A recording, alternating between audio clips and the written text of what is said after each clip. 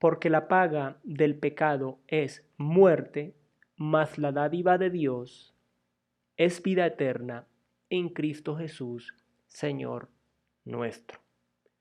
El resumen más claro, preciso y conciso del Evangelio de la Buena Noticia. Y de esta manera les doy la más cordial bienvenida en este nuevo año 2025 a la continuación de la enseñanza del libro de Apocalipsis, la cual ya estamos finalizando y hoy trataremos precisamente el capítulo 20. Trataremos dos temas muy importantes: el milenio y el juicio ante el gran trono blanco. Dos temas que han dividido las opiniones, han dividido a los eruditos y han dividido incluso iglesias a lo largo de los siglos con diversas interpretaciones. Por lo cual te pido, antes de comenzar, tu total compromiso, tu total concentración en esta enseñanza del día de hoy, en esta clase de Apocalipsis 20, para que podamos entender y podamos sentar una base doctrinal para el porvenir en este tema. Sin más, agradezco nuevamente a las personas que se suscriben, que comentan, que comparten este material con otras personas, lo cual siempre me ayuda y ayuda a esas personas a crecer, a conocer, a afianzarse o a destruir falsas interpretaciones y herejías de sus vidas para la edificación en Cristo Jesús. Así que sin más, les doy la cordial bienvenida. Ya comenzamos.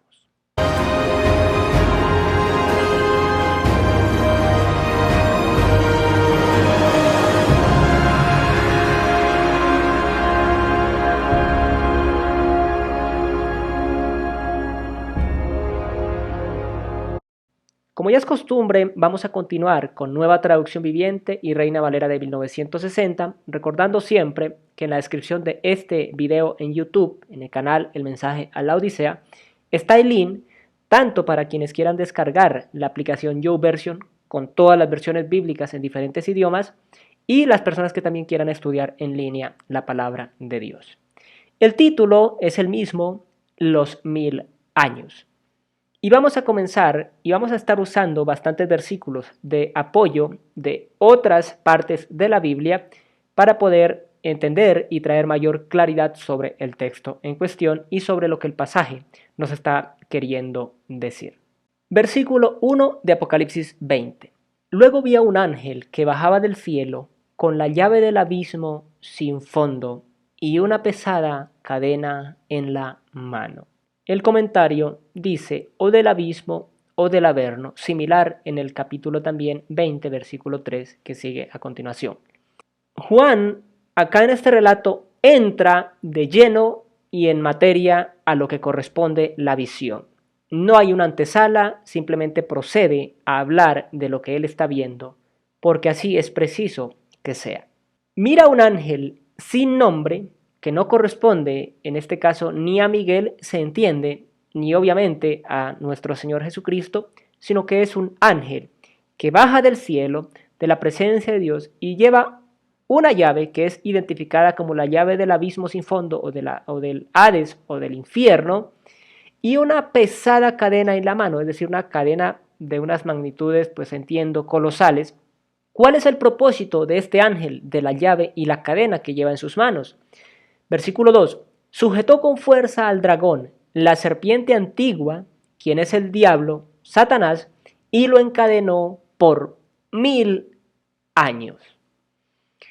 Aquí empezamos con la parte del estudio y la parte de lo que viene siendo el significado de este pasaje. Hay dos enseñanzas o doctrinas que han tomado bastante fuerza a lo largo de los siglos, las cuales se entiende por la historia de la primera iglesia, que surgieron alrededor de finales del año 300 después de Cristo, y es lo que se conoce como el amilenarismo, aquí aparece la descripción para que no nos confundamos con el término, y el postmilenarismo.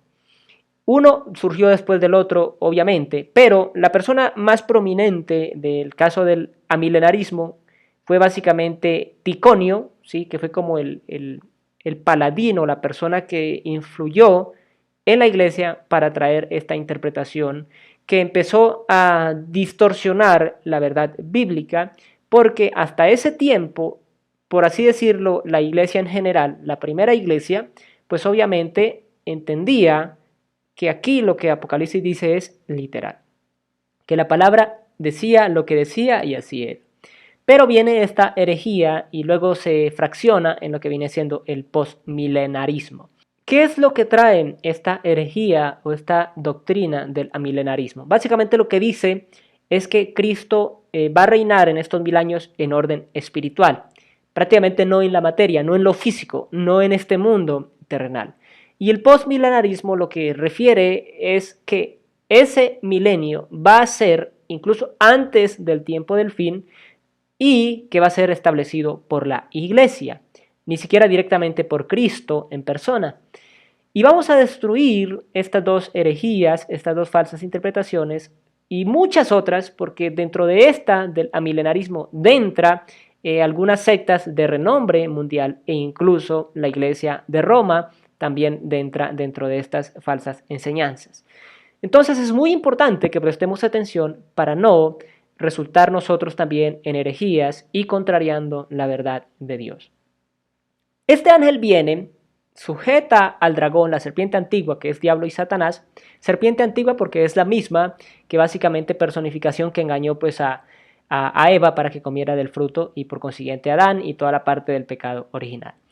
Entonces vemos acá que Satanás ha llegado al punto de que no necesita Dios venir en persona, no necesita Cristo venir en persona, ni siquiera el ángel Miguel en persona a detenerlo, sino que un ángel sin nombre puede venir y encadenarlo, sujetarlo como a un preso, encadenarlo y arrojarlo a la prisión a donde le fue dictada pues la sentencia, donde va a ser recluido y retenido por este espacio de 1000 años. Y aquí se aclara algo muy importante. Entendamos algo a nivel doctrinal y a nivel profundo. Satanás no es la contraparte de Dios. Satanás no es el 50% malo y Dios el 50% bueno. No, Satanás es simplemente alguien que aún en su maldad cumple para los planes y los propósitos de Dios en este mundo. Lo vemos con Jesucristo. Satanás fue el que entró en Judas para que Judas entregara a su maestro, a su Señor Jesucristo, pero Jesucristo dice él mismo, nadie me quita la vida a mí, yo la pongo de mí mismo y tengo poder para volverla a tomar. Y sabemos que resucitó y todo esto. Entonces, Satanás no es la contraparte de Dios. Satanás es simplemente un ángel de rango querubín que se rebeló contra Dios. Versículo 3. El ángel lo lanzó al abismo sin fondo y lo encerró con llave para que Satanás no pudiera engañar más a las naciones hasta que se cumplieran los 1000 años. Pasado este tiempo, debe ser soltado por un poco de tiempo. La Reina Valera nos dice, y lo arrojó al abismo y lo encerró y puso su sello sobre él, para que no engañase más a las naciones hasta que fuesen cumplidos 1000 años y después de esto debe ser desatado por un poco de tiempo. Vemos que es arrojado al abismo sin fondo, al averno, a lo que conocemos hoy en día como el infierno, y es sellado allí o cerrada la puerta para que no pueda salir y seguir engañando a las naciones. Y se entiende, obviamente, que todas sus huestes, principados, potestades, dominios, también son encarceladas con él, porque él es la cabeza, y al ser despojada la cabeza, todos los que están debajo de él también, obviamente, vienen a esa cárcel o a esa cautividad, llamémoslo así, de manera tal que ya no hay influencia demoníaca en la tierra, en la humanidad, entre la humanidad o sobre la humanidad. Se quita esa influencia durante 1000 años. Ahora, ¿por qué entendemos que realmente la Biblia y Dios a través de su Santo Espíritu inspiró a los hombres que escribieron los diferentes libros de la Biblia para hablar de este milenio como realmente lo que es 1000 años y no algo simbólico ni algo aparente, sino algo literal, algo real en este mundo? Vamos a ir a algunas citas y vamos a leerlas de paso. Si tú quieres, puedes profundizar mucho más, incluso consultar muchas más citas que también hablan de lo mismo. Hay más de 20 citas a lo largo de la Biblia que hablan del milenio y más de 400 versículos que están dentro de esas de más de 20 citas que traen luz y hablan sobre el milenio. Vamos a traer unas citas específicas y vamos a leerlas a continuación. La primera cita es Salmos 2. Y aquí no lo vamos a leer renglón a renglón, pero vamos a ver acá algo interesante. Habla de la amotinación de los pueblos que se rebelan contra Dios. Pero acá en el versículo 6 dice, pero yo he puesto mi rey sobre Sión, mi santo monte. Yo publicaré el decreto, Jehová me ha dicho, mi hijo eres tú, yo te engendré hoy, pídeme y te daré por herencia las naciones y como posesión tuya los confines de la tierra. Los quebrantarás con vara de hierro, como vasija de alfarero, los desmenuzarás. Esto claramente habla del milenio, porque Cristo no ha hecho esto con las naciones de la tierra desde que fue encarnado, simplemente ha dejado que el curso de las cosas y de lo que Dios ha determinado se cumpla. Pero aquí claramente está hablando sobre un gobierno en físico, un gobierno directo sobre las naciones de la tierra. Otra cita, vamos a ir a Isaías capítulo 2, versículo 2 al 4 y dice lo siguiente. Acontecerá en lo postrero de los tiempos que será confirmado el monte de la casa de Jehová como cabeza de los montes, y será exaltado sobre los collados, y correrán a él todas las naciones, y vendrán muchos pueblos, y dirán, venid, subamos al monte de Jehová, a la casa del Dios de Jacob, y nos enseñará sus caminos, y caminaremos por sus sendas, porque de Sión saldrá la ley, y de Jerusalén la palabra de Jehová, y juzgará entre las naciones, y reprenderá a muchos pueblos, y volverán sus espadas en rejas de arado, y sus lanzas en hoces. No alzará espada nación contra nación, ni se adiestrarán más para la guerra. Claramente está hablando del milenio. No está hablando del cielo nuevo y la tierra nueva porque no tiene ningún sentido. Está hablando que algo sucede en medio del mundo como lo conocemos. Hay una transformación, un cambio. Y ojo acá porque hay muchas sectas que usan esto para decir que básicamente Dios va a venir a arreglar el mundo como está, simplemente a quitar las cosas malas, como el que poda un árbol, que quita las ramas secas, las ramas dañadas, y el árbol va a seguir adelante y va a dar fruto y fin del mundo, se acabó, y eso es lo que se interpreta para ellos como el fin del mundo, etc. No, debemos entender y tener discernimiento espiritual y entendimiento sistemático de la Biblia para entender lo que nos está hablando acá. Es un tiempo específico o lo que es conocido como el milenio. Isaías capítulo 11, versículo 4 al 9 dice lo siguiente, sino que juzgará con justicia a los pobres y arguirá con equidad por los mansos de la tierra, y herirá la tierra con la vara de su boca, o sea, su palabra, y con el espíritu de sus labios matará al impío, se está refiriendo al anticristo, y será la justicia cinto de sus lomos y la fidelidad ceñidor de su cintura. Morará el lobo con el cordero, y el leopardo con el cabrito se acostará. El becerro y el león y la bestia doméstica andarán juntos, y un niño los pastoreará. La vaca y la osa pacerán, sus crías se echarán juntas, y el león como el buey comerá paja. Y el niño de pecho jugará sobre la cueva del aspid, y el recién destetado extenderá su mano sobre la caverna de la víbora. No harán mal, ni dañarán, en todo mi santo monte, porque la tierra será llena del conocimiento de Jehová, como las aguas cubren la mar. Acontecerá en aquel tiempo que la raíz de Isaí, la cual estará puesta por pendón a los pueblos, será buscada por las gentes, y su habitación será gloriosa. Asimismo, acontecerá en aquel tiempo que Jehová alzará otra vez su mano para recobrar el remanente de su pueblo, que aún queden en Asiria, Egipto, Patros, Etiopía, Elam, Sinar y Amad, y en las costas del mar. Aquí vemos claramente otra descripción de lo que viene siendo el milenio. No está hablando de la tierra nueva y el cielo nuevo. Y esta cita, ojo acá, ha sido usada, vuelvo y lo digo, por varias sectas para interpretarla como ya la restauración de este mundo para la eternidad, pero no es así. Tengamos mucho cuidado con eso. Jeremías 23, versículos 5 al 6 es otra cita y nos dice lo siguiente. He aquí que vienen días, dice Jehová, en que levantaré a David renuevo justo y reinará como rey, el cual será dichoso y hará juicio y justicia en la tierra.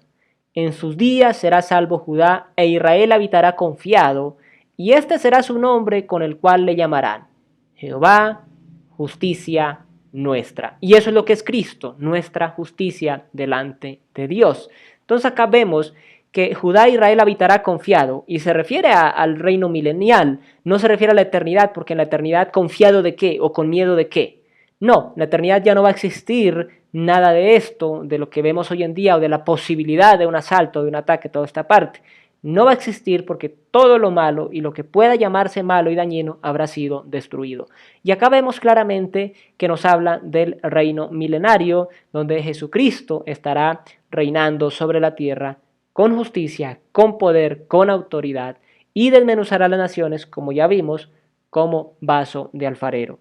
Ahora, para quienes quieren que veamos el Nuevo Testamento, vamos a ver la primera cita, que la vamos a encontrar en Lucas 1, versículo 32 y 33, y dice: Este será grande y será llamado Hijo del Altísimo, se refiere a Jesucristo, y el Señor Dios le dará el trono de David su padre, y reinará sobre la casa de Jacob para siempre, y su reino no tendrá fin. Se le dará el trono de David su padre, en el linaje del gobierno sobre la tierra de Israel. Otra cita la encontramos en Lucas 19, versículo 12 al 27, y dice: Dijo pues, un hombre noble se fue a un país lejano para recibir un reino y volver. Y llamando a 10 siervos suyos, les dio 10 minas y les dijo: negociad entre tanto que vengo. Pero sus conciudadanos le aborrecían y enviaron tras él una embajada diciendo: no queremos que este reine sobre nosotros. Toda esta parte es lo que viene hablando de los siervos que administraron y que administraron bien o mal, y toda esta parte que reciben pues su recompensa cuando él vuelve. Y se refiere a ese gobierno de la tierra. Está hablando básicamente de él mismo, de Jesucristo mismo, que viene a tomar el gobierno de la tierra. Acá nos dice pues básicamente pues al que produjo más le dio más, al que no produjo pues le quitó lo que le había dado, porque era un mal administrador. Sí, y dice que ya también aquellos mis enemigos que no querían que yo reinase sobre ellos, traerlos acá y de ejecutarlos delante de mí. Está hablando del gobierno de Cristo en el milenio. También algunos usan para hablar del tema Mateo capítulo 25, versículo 31 en adelante, donde nos habla del juicio de las naciones. Inicia diciendo lo siguiente: Cuando el Hijo del Hombre venga en su gloria, y todos los santos ángeles con él, entonces se sentará en su trono de gloria, y serán reunidas delante de él todas las naciones, y apartará los unos de los otros como aparta el pastor las ovejas de los cabritos, y pondrá las ovejas a su derecha y los cabritos a su izquierda. Toda esta parte de la recompensa según las obras, no que las obras salven, sino que las obras son la evidencia de que la persona es o no salva. Como pasó en los tiempos de Abraham, que en Génesis 15 nos habla de que Dios le muestra a Abraham el plan salvador y redentor que vendría en el futuro, en su simiente, en Cristo Jesús, y él cree y le es contado por justicia. Y luego, 2 capítulos después, capítulo 17, Dios le ordena que haga la circuncisión como señal del pacto. O sea, la circuncisión no salva, es una señal de que ya fue salvo. Entonces las obras no son para salvación, sino son una señal de que ya fuimos salvados. Entonces acá, como va a reunir todas las naciones para este juicio, aquí van a haber muchas personas que no han conocido el Evangelio, que no han recibido el Evangelio o quizá no lo han entendido por X o Y razón y tantas posibilidades, pero van a ser juzgados por sus obras. Porque como ya lo dije en varios capítulos de estudio anteriormente, el hecho de que no hayamos recibido el conocimiento bíblico no nos exime de responsabilidad delante de Dios. Incluso las leyes humanas en el derecho legal y judicial lo dice claramente, humanamente hablando. El desconocimiento de las normas no nos exime de la responsabilidad civil o la responsabilidad humana.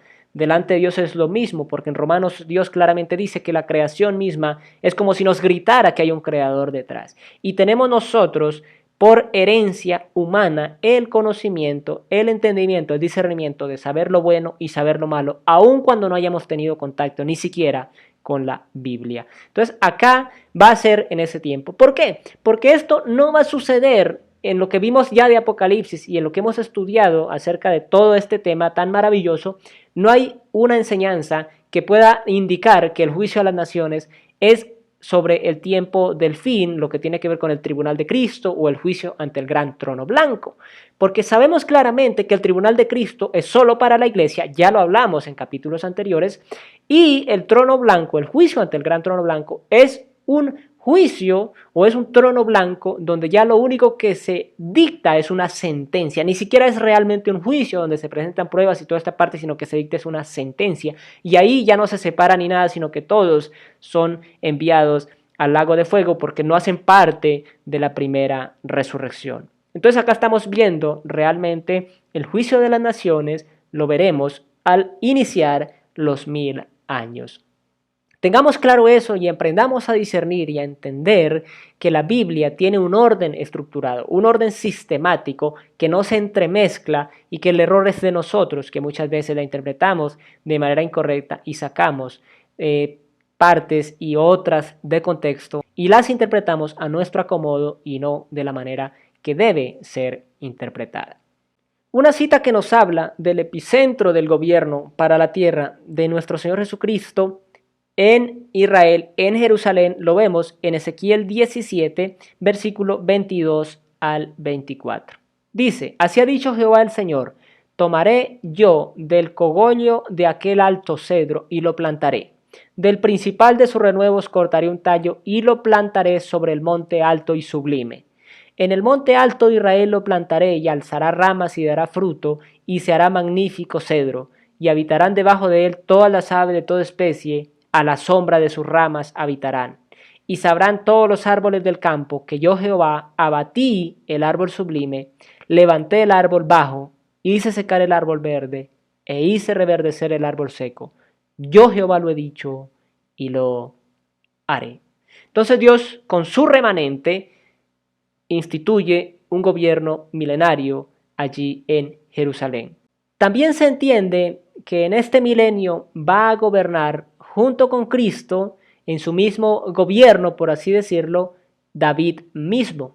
Como todos los que hayamos sido salvos, resucitaremos en cuerpos gloriosos. Allí no solamente reinará David, pero David reinará sobre Israel, pero también habrán más gobiernos alrededor del mundo, que obviamente serán establecidos por Jesucristo mismo. Y lo vamos a ver aquí en Isaías, capítulo 55, y los versículos 3 al 5, y dice lo siguiente. Inclinad vuestro oído y venid a mí, oíd y vivirá vuestra alma, y haré con vosotros pacto eterno, las misericordias firmes a David. He aquí que yo lo di por testigo de los pueblos, por jefe y por maestro a las naciones. He aquí llamarás a gente que no conociste, y gente que no te conocieron correrán a ti, por causa de Jehová tu Dios y del Santo de Israel que te ha honrado. Jeremías capítulo 30, versículo 4 hasta el versículo 11 dice lo siguiente. Estas pues son las palabras que habló Jehová acerca de Israel y de Judá. Porque así ha dicho Jehová, hemos oído voz de temblor, de espanto y no de paz. Inquirid ahora y mirad si el varón da a luz, porque he visto que todo hombre tenía las manos sobre sus lomos como mujer que está de parto y se han vuelto pálidos todos los rostros. ¡Ac! ¡Cuán grande es aquel día! Tanto que no hay otro semejante a él. Tiempo de angustia para Jacob, pero de ella será librado. En aquel día, dice Jehová de los ejércitos, yo quebraré su yugo de tu cuello y romperé tus coyundas, y extranjeros no lo volverán más a poner en servidumbre, sino que servirán a Jehová su Dios y a David su rey, a quien yo les levantaré. Tú pues, siervo mío Jacob, no temas, dice Jehová, ni te atemorices, Israel, porque he aquí que yo soy el que te salvó, el que te salvo de lejos a ti y a tu descendencia de la tierra de cautividad, y Jacob volverá, descansará y vivirá tranquilo, y no habrá quien le espante, porque yo estoy contigo para salvarte, dice Jehová, y destruiré a todas las naciones entre las cuales te esparcí, pero a ti no te destruiré, sino que te castigaré con justicia. De ninguna manera te dejaré sin castigo. Otra cita, Ezequiel 34, versículo 23 al 31, dice lo siguiente. Y levantaré sobre ellas a un pastor, y él las apacentará. A mi siervo David, él apacentará, y él les será por pastor. Yo Jehová les seré por Dios, y mi siervo David príncipe en medio de ellos. Yo Jehová he hablado, y estableceré con ellos pacto de paz, y quitaré de la tierra las fieras, y habitarán en el desierto con seguridad, y dormirán en los bosques. Aquí nos está hablando claramente, nuevamente, del milenio y del gobierno de David junto con Cristo sobre el pueblo de Israel. Cristo, el Rey soberano y supremo sobre la tierra, David sobre Israel y gobernantes a lo largo y ancho del planeta. Y ojo acá, porque esto ya lo hablé en algún video anterior, pero acá quiero profundizarlo. Debemos entender que de la tribulación de los 7 años de la semana 70 de Daniel, donde ya vimos los sellos, donde ya vimos las copas, las trompetas, toda esta parte de juicio, el remanente humano que quede no significa que son tan buenos y perfectos que pasarán al milenio. No, habrá mucha gente que pasará y algunas naciones que pasarán obviamente afectadas por lo que fue ya el juicio sobre la tierra, pero pasarán al milenio. Y pues sobre ellos es que se dictará el juicio que ya vimos en Mateo y también este gobierno de Jesucristo. Obviamente será menguado, estamos hablando según los números que no es bíblico, pero los deducimos por el entendimiento de los datos que la Biblia misma nos da, y especialmente Apocalipsis y Daniel, aproximadamente 1.500 millones, cuanto mucho, y esto siendo muy demasiado optimistas, pasarán al milenio. Del resto de la otra gran cantidad, las otras cuartas partes, pues algunos se habrán ido en el rapto, la mayoría habrá perecido como consecuencia de los juicios sobre la tierra, otros habrán seguido a la bestia y habrán muerto en la batalla de Armagedón y toda esta parte. Como digo, entre un quinto a un sexto de la población mundial, incluso posiblemente menos, eso ya depende de la interpretación y de la línea que se siga en ella, pero como digo, siendo muy optimistas, una quinta parte de la población del mundo logrará pasar hacia lo que viene siendo el tiempo del milenio. Y allí pues sucederá lo que ya hemos hablado. Amós 9:11 nos dice algo interesante que sucederá dentro del milenio, y es que dentro del milenio habrá un tabernáculo, un templo. En aquel día yo levantaré el tabernáculo caído de David y cerraré sus portillos y levantaré sus ruinas y lo edificaré como en el tiempo pasado. David, en su tiempo, el tabernáculo que él tenía era un tabernáculo intermedio entre el templo de Salomón y el tabernáculo de Moisés, donde podía uno adorar cerca del arca, básicamente en presencia del arca, ¿sí? No resguardada bajo el lugar santísimo, bajo el velo, sino de una manera más directa, de una manera más cercana a la gloria y a la presencia de Dios. Entonces va a haber ese tabernáculo en ese tiempo, no porque volvamos a la ley, ojo acá, sino porque es una memoria a lo largo de esos 1000 años para las generaciones que vayan naciendo, de las personas que estarán en el mundo, no de los que ya hayamos sido salvos porque no lo necesitamos, ya no habrá muerte, ya no habrá necesidad de volver a recibir una enseñanza porque lo sabremos todo con la mente de Cristo. Pero los que estén en el mundo, las naciones que hayan pasado, las vidas, las personas que han pasado al milenio, pues necesitarán tener una enseñanza y una memoria de lo que hizo Dios por medio de Jesucristo en el tiempo de esta dispensación que estamos actualmente, de este tiempo que estamos actualmente. Entonces, el templo será esa evidencia, ese grito, por así decirlo, esa voz, esa prédica de lo que Dios ha hecho y que es necesario que esa humanidad que pasa al milenio y que va a nacer a lo largo del milenio entiendan de Dios, se vuelvan hacia Él, se conviertan a Él de corazón. Eso es necesario y no se va a quitar del medio hasta que esos 1000 años hayan finalizado.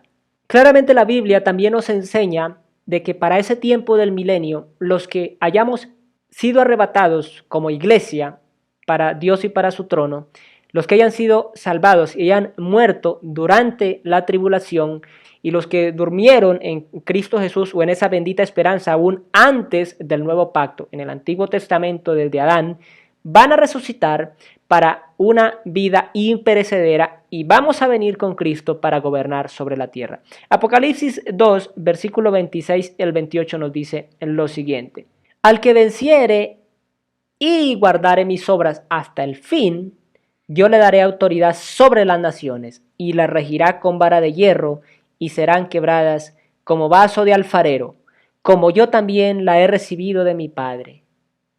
Entonces nos está hablando claramente del milenio. no de la eternidad, porque en la eternidad nadie se va a enseñorear de nadie, ni va a gobernar sobre nadie. Cristo será uno en todos y todos en Cristo. En esa amor, en esa relación, en esa coidonía, en esa trascendencia que humanamente no podemos incluso discernirla, porque estamos hablando de una realidad espiritual, una realidad más allá del entendimiento terrestre o del entendimiento de la sabiduría humana que podamos entender. Bien, como digo, pues hay muchas más citas que pues no vamos a ocuparlas acá porque pues haríamos extenso este video de varias horas y no es el propósito. El propósito es sentar las bases doctrinales para que entendamos lo que es el milenio. Ya se han dado las pautas, se han dado los versículos, las citas, la doctrina, ya por lo demás vamos a continuar avanzando. Versículo 4. Después vi tronos y los que estaban sentados en ellos habían recibido autoridad para juzgar. Vi las almas de aquellos que habían sido decapitados por dar testimonio acerca de Jesús y proclamar la palabra de Dios. Ellos no habían adorado a la bestia ni a su estatua, ni habían aceptado su marca en la frente o en las manos. Volvieron a la vida y reinaron con Cristo durante 1000 años. Aquí ya está más claro que lo que ya hemos hablado. 1000 años, 1000 años, 1000 años, 1000 años. Se recalca que es 1000 años para destruir totalmente cualquier otra interpretación, cualquier otra herejía. Entonces acá vemos claramente la primera resurrección. Versículo 5. Esta es la primera resurrección. El resto de los muertos no volvieron a la vida hasta que se cumplieron los 1000 años. Benditos y santos son aquellos que forman parte de la primera resurrección, porque la segunda muerte no tiene ningún poder sobre ellos, sino que serán sacerdotes de Dios y de Cristo y reinarán con Él durante 1000 años. Vuelve y cita los 1000 años. Aquí el que diga que es algo simbólico, que es algo espiritual, que no es real, está totalmente equivocado y está enseñando una barbarie que no es conforme a la palabra de Dios. Por más todas las citas que ya hemos visto, acá nos está aclarando. Todos los que murieron a lo largo de los siglos, los que murieron en la tribulación, los que fueron ejecutados por la bestia y sus ejércitos, sus huestes, pues resucitan acá para una vida imperecedera, para gobernar con Cristo sobre la tierra durante los siguientes 1000 años. Y luego de esos 1000 años, pues saltaremos a la tierra nueva y al cielo nuevo en los cuales mora la justicia. Y hay un título maravilloso que a mí me llena de gozo y de esa bendita esperanza y de esa certeza del fin del tiempo y que Dios es plena y totalmente justo, y es la derrota de Satanás. Versículo 7. Cuando se cumplan los 1000 años, Satanás será liberado de su prisión. Saldrá para engañar a las naciones llamadas Gog y Magog por todos los extremos de la tierra. Las reunirá todas para la batalla. Un poderoso ejército tan incalculable como la arena de la orilla del mar. Y los vi cuando subían por toda la anchura de la tierra y rodeaban al pueblo de Dios y a la ciudad amada, o sea, Jerusalén. Pero cayó fuego del cielo sobre el ejército que atacaba y lo consumió. Aquí vemos dos verdades importantísimas y fundamentales. Uno, la depravación total y absoluta de Satanás. Satanás nunca dio ni dará su brazo a torcer, por lo cual para él no hay oportunidad ni posibilidad de salvación. Porque él peca desde el principio, es padre de mentira, es su naturaleza, es el engañador, el acusador, etcétera, etcétera. Acá vemos que duró encarcelado 1000 años y nada más que lo soltaron salió a reunir una rebelión contra Dios. Y la segunda, y importante también, es entender una verdad. El hombre es malo por naturaleza. Y esto es duro de aceptar. A mí me costó entenderlo y aceptarlo. Porque yo creía que era bueno, que mi naturaleza y mi corazón sin Dios podía ser bueno. Y lo único que existe en el hombre es el conocimiento del bien y del mal. Pero en Santiago nos dice claramente, toda buena dádiva y todo don perfecto desciende de lo alto, del Padre de las luces, en el cual no hay mudanza ni sombra de variación. O sea, todo lo bueno que podamos hacer es porque Dios ha puesto en nosotros ese soplo de vida, esa conciencia y esa capacidad que aunque seamos buenos o seamos malos, buenos me refiero en Cristo Jesús, o malos por nuestras obras, aún así hagamos cosas buenas para ayudar al propósito y al plan de Dios, aun cuando nosotros no haya salvación porque no hemos reconocido a Dios, sino que nos hemos separado de Él y no le queremos en nuestra vida. Y aquí vemos en Apocalipsis 20 el entendimiento que la Biblia ha gritado todo el tiempo. El hombre es malo por naturaleza. Engañoso es el corazón más que todas las cosas. Maldito el hombre que confía en el hombre, etcétera, etcétera, etcétera.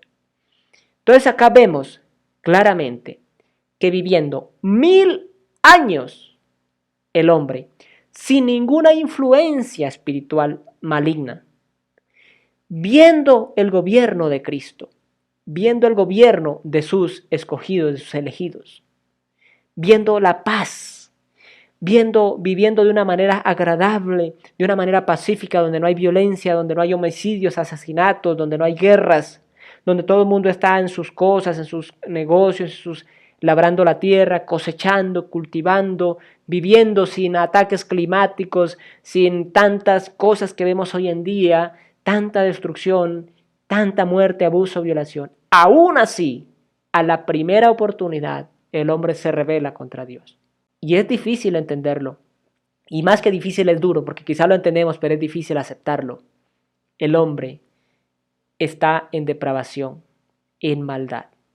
Y solo cuando atendemos al llamado de Dios por la fe que Él ha depositado en nosotros y la ventana que Él nos abre de oportunidad para ser salvos, y reconocemos nuestra maldad y nuestro pecado, nuestra total bancarrota espiritual, es cuando Él, por su gracia en Cristo Jesús, nos transforma. Nacemos de nuevo y empieza una transformación que puede ser rápida o progresiva para asemejarnos más a Cristo y Cristo ser revelado en nosotros. Pero no por nosotros mismos, por la obra de Dios y de Cristo. Y esto implica muchas ramas de la teología, como una de ellas la martirología, en el estudio del pecado y de la doctrina del pecado, que enseña y estudia todo el tema del pecado original, la caída de Lucero y toda esta parte. Es algo muy complejo que daría para una enseñanza de muchos, muchos y muchos videos más. Pero aquí quiero que entendamos esto. El hombre no es malo por las circunstancias, no es malo por la ciudad donde nació, por los padres que tuvo, es malo por naturaleza. Eso que no nos quepa ninguna duda. Entonces el milenio mostrará el verdadero corazón y la verdadera naturaleza del hombre. Por eso Dios permite el milenio, para que el hombre, que casi la mayoría de tiempo le está echando la culpa a Satanás y la culpa al prójimo y la culpa al mundo por cómo es, se revele a los ojos de todos que no es tanto así, sino que el hombre en su corazón es similar a Satanás mismo. Y vemos algo interesante. Satanás reúne a todos estos ejércitos poderosos. Algunos usan Ezequiel 38 y 39 para dar a entender que es la misma batalla de Gog y Magog, pero parece como si Juan tomara prestados los nombres o más o menos la simbología para hablar acá. Pero hay algunas diferencias que no permiten realmente concretar que la misma profecía de Ezequiel sea la misma que vemos acá en Apocalipsis. Hay mucho más relación la que tiene que ver con la batalla que ya vimos anteriormente del anticristo, de la bestia contra Cristo mismo. Tiene muchas más similitudes que esta que vemos acá de Satanás. Entonces, él reúne las naciones de la tierra que, como digo, salieron de un periodo de 1000 años de paz y gozo y tranquilidad, y lo primero que quieren es quitarse el gobierno de Dios de encima para hacer lo que les venga en gana, y hacer daño y matar y destruir. Y aquí viene, y no hay ni siquiera una guerra. Dios no tiene que salir a presentar batalla contra Satanás. Simplemente cae fuego del cielo y consume a todos los ejércitos que iban a esta guerra. ¿Y qué sucede? Versículo 10. Después, el diablo, que los había engañado, fue lanzado al lago de fuego que arde con azufre, donde ya estaban la bestia y el falso profeta. Allí serán atormentados día y noche por siempre jamás, por la eternidad. Entonces el diablo acá es derrotado, su ejército, sin ni siquiera la intervención física o directa en guerra de Dios, sino que va el ejército ya pensando que van a destruir Jerusalén y que van a destruir el pueblo de Dios. Cae fuego del cielo y los consume, y Satanás es cautivado y enviado al lago de fuego donde ya estaban la bestia y el falso profeta, y allí serán atormentados por la eternidad, y ya nunca más volverá a interponerse Satanás, porque esta es la muerte segunda, la separación, el encierro eterno de tormento y castigo para ellos. El juicio final. Versículo 11. Y vi un gran trono blanco, y al que estaba sentado en él. La tierra y el cielo huyeron de su presencia, pero no encontraron ningún lugar donde esconderse. Algunas versiones lo explican mucho más, y está queriendo decir el texto, dejaron de existir, desaparecieron, se desvanecieron, fueron consumidos. Por consiguiente, versículo 12, vi a los muertos, tanto grandes como pequeños, de pie delante del trono de Dios. Los libros fueron abiertos, entre ellos el libro de la vida. A los muertos se les juzgó de acuerdo a las cosas que habían hecho, según lo que estaba escrito en los libros. El mar entregó sus muertos, y la muerte y la tumba, o la muerte y el Hades, según el comentario, también entregaron sus muertos, y todos fueron juzgados según lo que habían hecho. Entonces la muerte y el Hades o la tumba fueron lanzados al lago de fuego. Este lago de fuego es la segunda muerte, y todo el que no tenía su nombre registrado en el libro de la vida fue lanzado al lago de fuego. Terrible, terrible escena como finaliza este capítulo 20. El juicio ante el gran trono blanco, nos dice Reina Valera. Y hay un gran trono blanco, y el que está sentado en él es, por interpretación bíblica, Cristo. Pero más que quizás solo Cristo, es la manifestación de la integralidad de Dios, Padre, Hijo y Espíritu Santo, en este juicio, en el gran trono blanco. Grande en gloria, grande en santidad, blanco en pureza, en justicia. Trono en soberanía, en supremacía. Y allí está sentado Cristo, o por así decirlo, la manifestación de la Santa y Bendita Trinidad. Porque concuerda, como siempre lo ha hecho y siempre lo hará, en este juicio final. Nadie puede esconderse de este juicio. Bendito sea Dios y bendito sea Jesucristo y el Santo Espíritu de Dios por habernos hecho la obra redentora en nosotros para no estar y participar de este juicio, sino que ya estar en Cristo, delante de Cristo, por la eternidad, y no participar de este terrible juicio, porque aquí están los de la segunda resurrección, y eso lo vemos en el Evangelio de Juan, capítulo 5, versículo 28 y 29, y dice lo siguiente: no os maravilléis de esto, porque vendrá hora cuando todos los que están en los sepulcros oirán su voz, y los que hicieron lo bueno saldrán a resurrección de vida, mas los que hicieron lo malo a resurrección de condenación. Dos resurrecciones separadas por un intervalo aproximado de 1000 años. La resurrección para vida eterna y gozo eterno, y la resurrección última y final para aquellos que hicieron lo malo y dieron la espalda y el corazón en contra de Dios. Una resurrección para condenación, para afrenta perpetua que nunca borrará el olvido. Y son juzgados allí, están de pie, no para alegar y decir yo no merezco esto, yo merezco aquello, no, están de pie, en silencio, en su conciencia y en su entendimiento, entendiendo que no hay posibilidad de apelación, entendiendo la magnitud de su maldad y su pecado y de su rebelión contra Dios, en silencio, simplemente, como el que ha sido ya condenado, se pone de pie para recibir la sentencia final. Un panorama devastador, un panorama terrible que a mí me quebranta el corazón. La palabra de Dios dice en 2 Corintios capítulo 5 versículo 20: así que somos embajadores en nombre de Cristo, como si Dios rogase por medio de nosotros. Os rogamos en nombre de Cristo, reconciliaos con Dios. Os rogamos en nombre de Cristo, reconciliaos con Dios.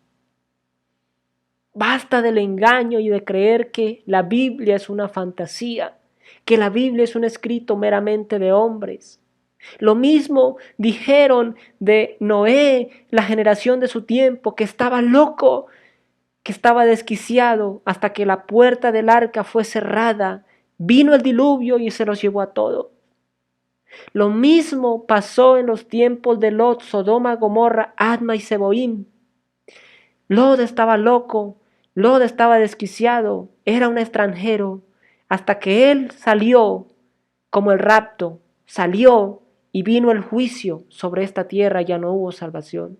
Lo mismo que pasó en tantas y tantas y tantos ejemplos y civilizaciones antiguas. El mar entregó los muertos y la muerte y la tumba los entregaron también. Quiere decir universalidad. No hay un muerto que porque murió quemado, que porque murió ahogado, que porque se lo comió una fiera, o que porque pasó esto o aquello, que no vaya a estar allí, si no obró para salvación en arrepentimiento y en vida, de temor a Dios, va a estar allí sin importar cómo haya muerto, aunque haya sido despedazado, calcinado, lo que sea. Allí despertará para este horror terrible. Pero hay una esperanza al final, y es que ya no volverá a haber muerte para quienes hemos creído en Cristo Jesús. Ya no habrá sepultura, porque la muerte es la consecuencia del pecado y la tumba, esa cárcel, es la consecuencia de la muerte. Pero son destruidos todo rastro, toda huella, toda señal del pecado, de la maldad, deja de existir en este versículo 15 de Apocalipsis, para siempre, eternamente, para siempre. Amén. Sin más que decir, me despido y espero que esta enseñanza haya sido un llamado al arrepentimiento, un llamado a la conversión hacia Dios por medio de Jesucristo. Dios nos bendijo en Cristo Jesús. Nos vemos en el siguiente video. Adiós.